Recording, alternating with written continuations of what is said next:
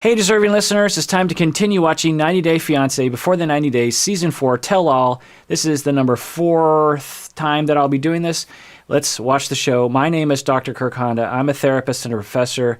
Let's see if I have anything to say while watching the show.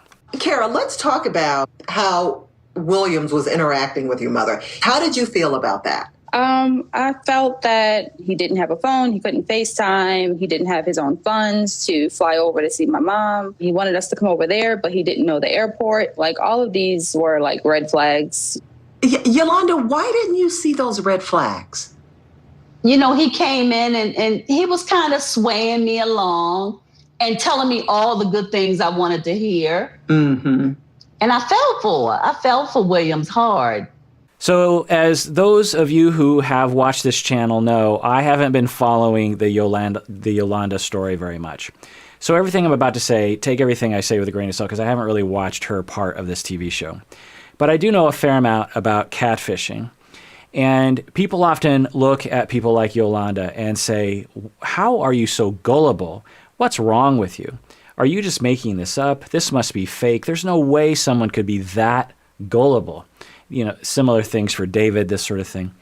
And the issue is that when we have needs, and we all have needs, that aren't being met, and we decide for whatever reason that this one person is the only person on the planet that can meet our needs, then we will let things go by us. And as we let one thing go by us, it makes it easy to let the next thing go by.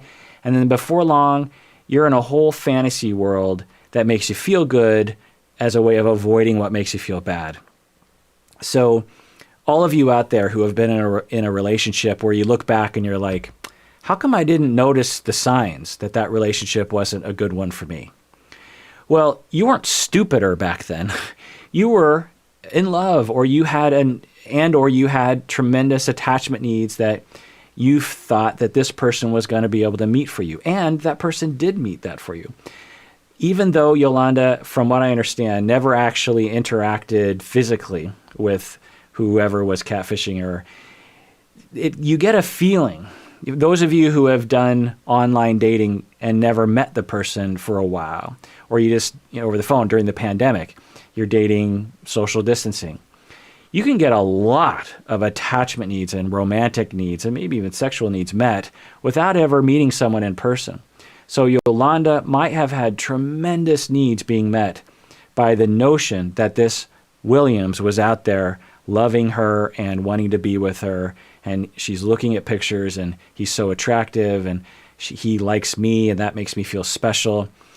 And there's a lot of needs that are being met there. So as you're getting those needs met and you bump up against your first barrier, how come he never wants to FaceTime with me?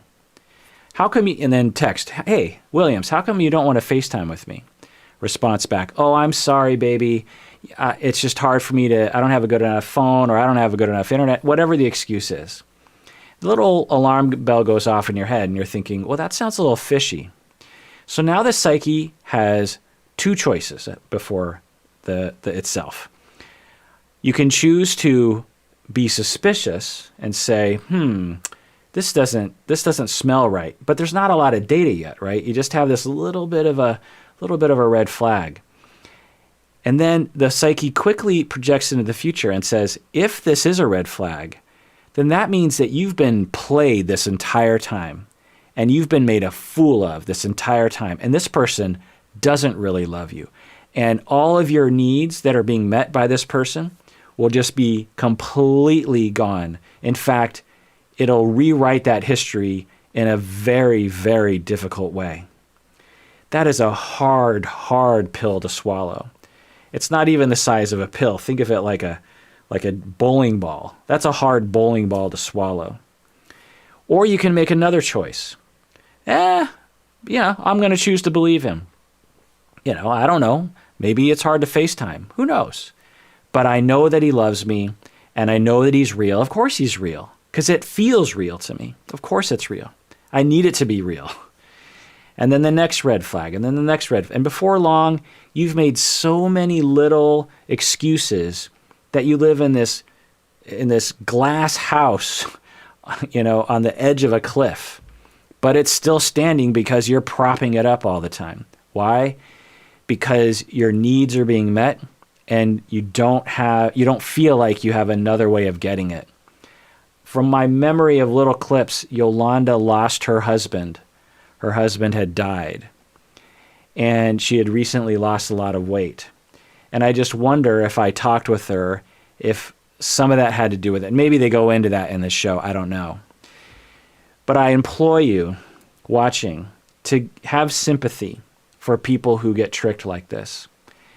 The fact that it happens all the time must tell us that it's easier to fall prey to it than it seems like it is. Now, maybe you say to yourself, I would never fall for that. And maybe that's true.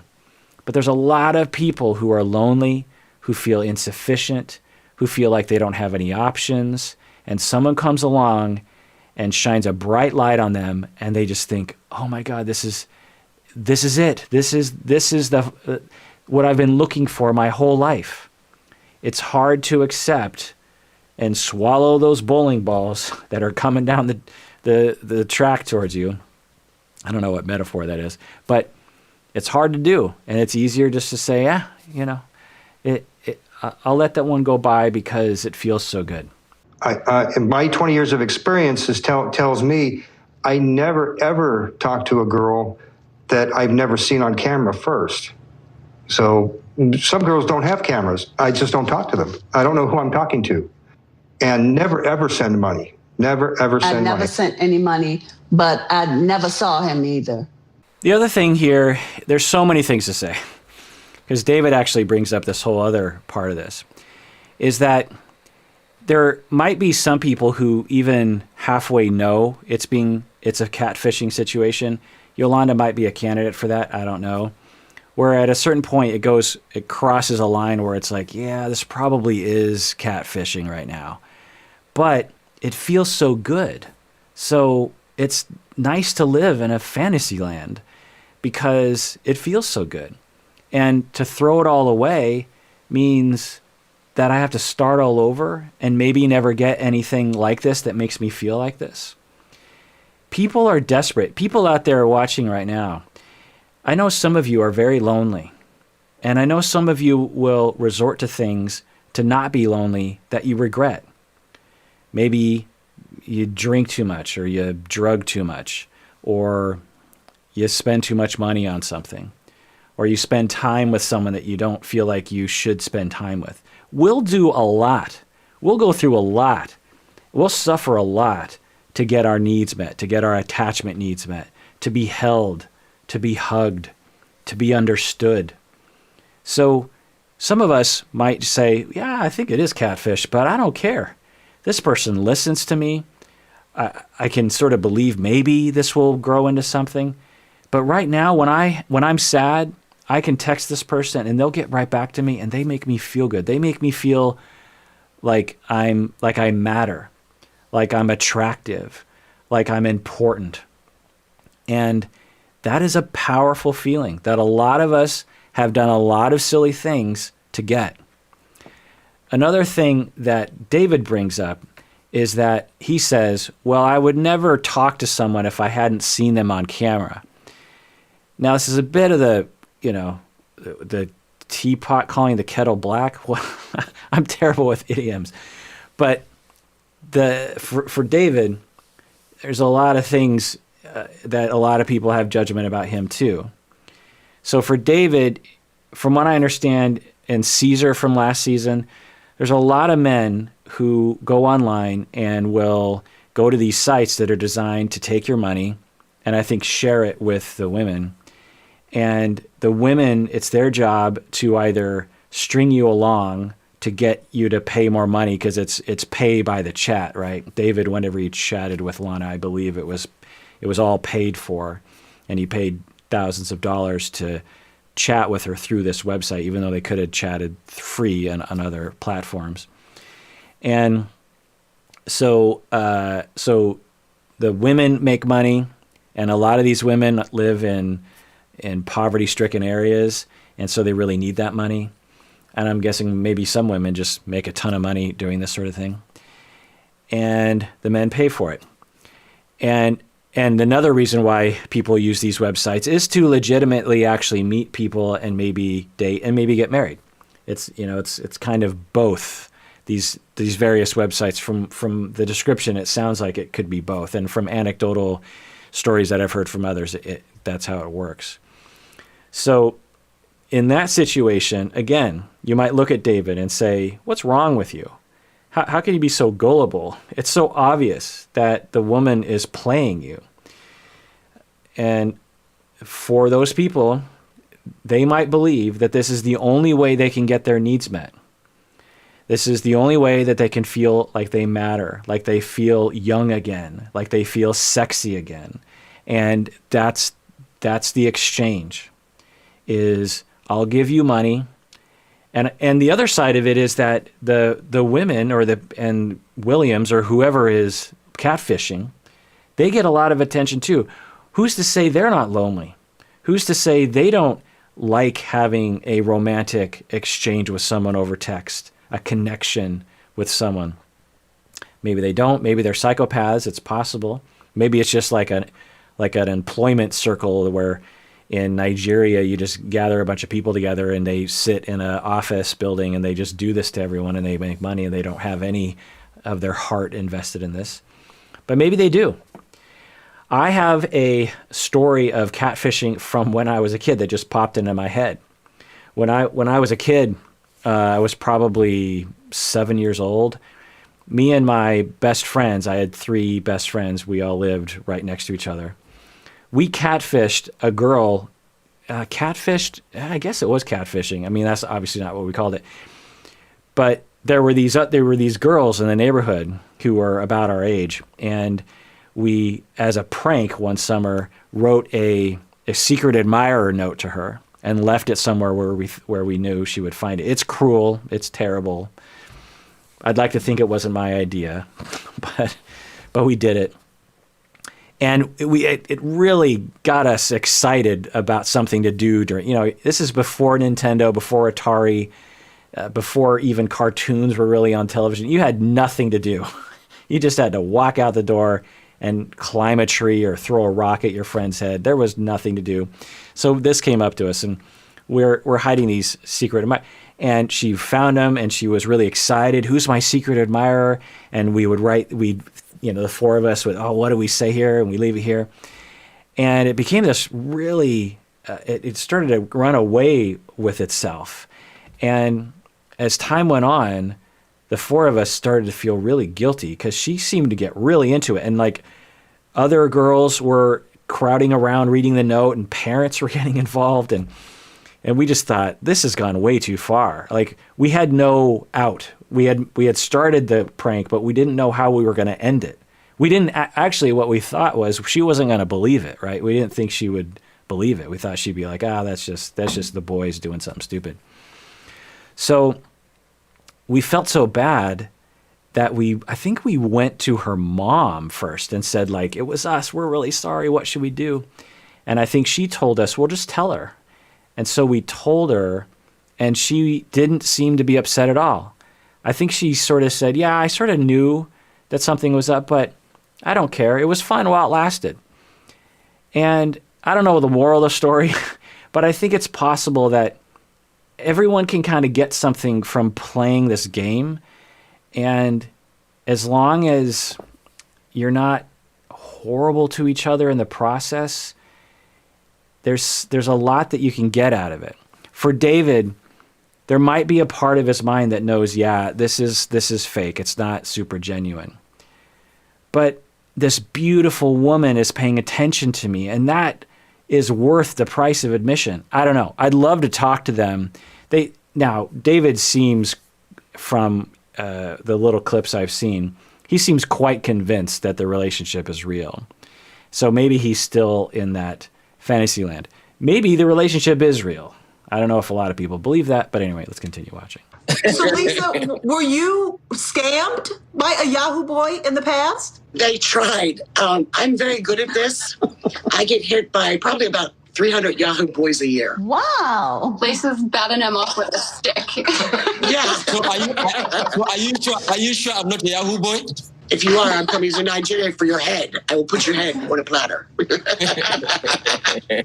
So then there's the whole topic of Yahoo Boys that Lisa has revealed to the show here. All this so for the internet and for these TV shows, as watchers, as viewers, I think it's really easy, like I said, to just judge it and be like, you're so stupid, you're so gullible. I mean, Lisa says she wasn't gullible, but David, Yolanda, that's not what I see. What I see is a lot of lonely people that create a whole industry to scam lonely people. So many people in our society are lonely. Romantically, friendship-wise, just acquaintance-wise, just someone to talk to. And it's getting worse, anecdotally, from what I can tell. We're becoming more isolated as time moves forward. I'm doing a whole series of deep dives on loneliness. I did my first one recently on avoidant personality disorder. You have to become a patron to listen to those. But I think eventually I'm going to do a whole series, I don't know, maybe a dozen episodes on loneliness. And I imagine that at some point I'm going to get to talking about all these different industries that have cropped. When you have a need, an industry crops up, like the need for computer chips. There's a whole industry of how to make computer chips. Well, why is there a whole industry that manufactures computer chips? Well, because computing became a thing and there was a demand. Well, there's a whole industry of Yahoo Boys and these websites that you have to pay by the minute, and people who can scam you to steal your identity and get you to send naked pictures so they can blackmail you for money, this kind of thing. There's a whole industry of people of people who will scam you because they know that there's a good chance that you're lonely and that you'll do anything not to be lonely.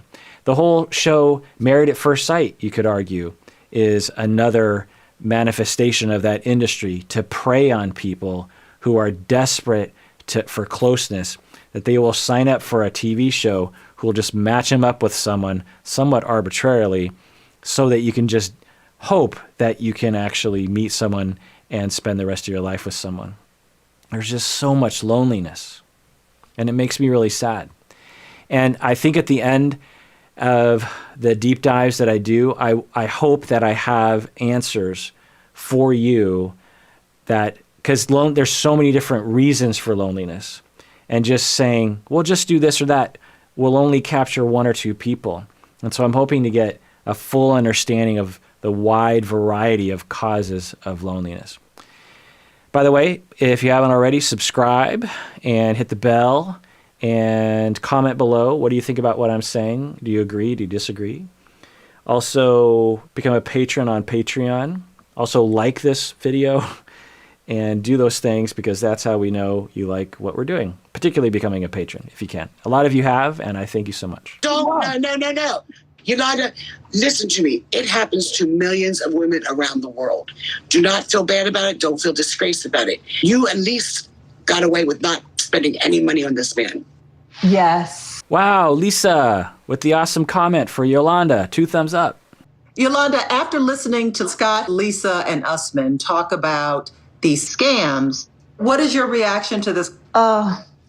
Pretty much now what my kids was telling me, that he was a scammer. When was the last time you talked to Williams? It had in February. Are you still in love with him? If he was to call me again, the feelings probably would come back up because I just spent a lot of hours with him on the phone and him wooing me and I'm wooing him. So that sounds weird, right? How could you? Her daughter is like, what? How could you have loving feelings? Like I said before, if you can trick yourself even just slightly. So Yolanda just said, I know this is a scam, or at least I'm 99% sure this is a scam. And if he called me, I would have those feelings of warmth and romance, and I would want to hear from him and I'd want to talk to him. How could those things exist at the same time? Because of the feeling you get. Now, I would wonder in that moment, if he did call and she was having those warm feelings. She's like, oh, hi, Williams. And she's having the conversation. She hangs up. And I asked her, who were you visualizing in your mind? Were you visualizing that buff guy that you had the pictures of? Or were you visualizing some scrubby scammer who is scamming you? Who was in your mind? She might say, I don't know. Well, I was envisioning the hot buff guy, but I knew it was the scrubby guy. Well, how do you feel about that, Yolanda? I mean, how does that make sense? I don't know. It just feels good. We know each other. I know him. You think about it like sometimes, this is sort of a stretch, but sometimes that person that you had a rivalry with in high school and you hated each other, and then all of a sudden one day you just become best friends. How can that happen? Well, sometimes your enemy, you just really know really well. And there's a bond there in a weird way. And I could see that happening. What I would hope is that Yolanda finds someone who's real, who can actually be in a real relationship with her. And I'm guessing this relationship would be put in much better perspective for her. In 5 years, when she finds someone else, hopefully, in the next 5 years, and develops a long-term relationship, she will look back on this and be like, wow, I was so lonely. I was willing to go through so much in my own mind to have a little respite from loneliness. But looking back, boy, that was really messed up. I think that would be the goal for Yolanda. I miss him. I do. Let it go. I hope he doesn't call you again, Yolanda. Yeah, me too. In psychotherapy and in addictions, one of the most important things that you can ever learn, one of the most important things I've ever learned, is that our typical response to dysfunctional behavior is to take it away. Stop that. Don't do that anymore. But that almost never works because we do dysfunctional behavior for a reason. And it's usually to meet a need. And until we meet that need some other way, we're going to continue doing whatever we can, which means the dysfunctional behavior. Think of it like if you're starving for food and the only food available to you is rotting food in a garbage can in a dark alley. Well, you're going to eat that food in the dark alley. You come out of the dark alley and someone says, don't eat gross food in the alley. And you're like, okay, I won't eat gross food in the alley. The next day, your stomach is grumbling. You can't find any other food. You're back in the alley eating that food. So with heroin addiction, for example, you don't just say, don't use heroin. You say, why are you using heroin? Let's meet your needs. Maybe it's trauma recovery. Maybe it's something else, emotional regulation, something. Togetherness, alone time, whatever it is, a ritual of spirituality, whatever it is. There's so many different reasons why people will use substances. Let's meet that need, and then you won't need heroin anymore. And as we wean you off heroin, you won't want to go back. That would, that's what everyone has. They have that simplistic approach with Yolanda. If he calls you, don't listen to him. Instead of, Yolanda, what you need is a secure relationship with a romantic partner, and then you won't need this relationship anymore. Let's give you, what need are you trying to meet through that? Let's get you out of the alley and get you into the restaurant. Here's $10. Or here's a job, and then you could earn your money. The metaphor is running out of steam here, but I hope you get my meaning. That Yolanda needs someone, and then she won't need to do this anymore. And frankly, if she was my client and we were having this conversation, I would say, you know what? Continue talking to him, because if you don't, you might fall into depression, demoralization, because you need someone in your life. You need a little romance in your life, but let's quickly get some more functional romance in your life so you don't need this anymore. I'm hoping he doesn't. All right, stay with us. We'll be right back. All right, well, that does it for that episode of Psychology in Seattle, in which we watched 90 Day Fiancé, Before the 90 Days, Tell All, Part 1. This is my 4th recording of it. So anyway, thanks for joining me out there, and please take care of yourself because you deserve it, and get your needs met because you deserve that too. You're great people.